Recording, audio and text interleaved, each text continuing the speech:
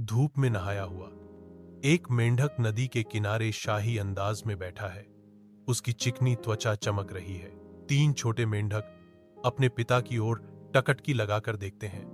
उनकी आंखें प्रशंसा से खुली हुई हैं। मेंढक बिना किसी आधार के आत्मविश्वास से दहाड़ता है। हम जंगल के सबसे बड़े और सबसे महत्वपूर्ण जीव हैं। छोटे मेंढक देखते हैं। उनके भाव विस्मय और संदेह का मिश्रण है। मेंढक फिर से घोषणा करता है, हम सबसे बड़े हैं। हमें किसी से डरने की जरूरत नहीं है। छोटे मेंढक स्थिर रहते हैं, मेंढक को देख रहे हैं।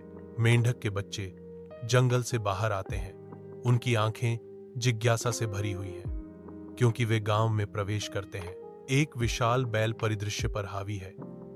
छोटे मेंढक बच्चों की आंखों में इसका आकार बढ़ा चढ़ाकर पेश किया गया है। मेंढक के बच्चों को विशाल बैल देखकर डर लगता है।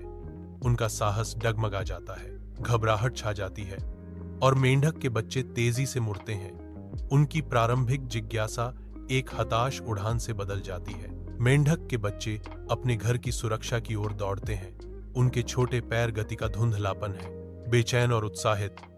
एक मेंढक बच्चा बोलता है, पिताजी, हमने एक विशाल जानवर देखा। यह तुमसे भी बड़ा है। धूसर आकाश के नीचे एक शांत नदी बहती है, जैसे एक मेंढक अपने बच्चों को ध्यान से सुनता है। अचानक मेंढक के भीतर क्रोध भड़क उठता है।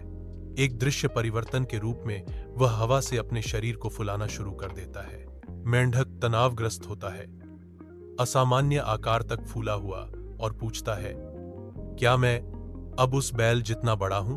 बच्चे अडिग जवाब देते हैं, नहीं पिताजी, यह तो और भी बड़ा था।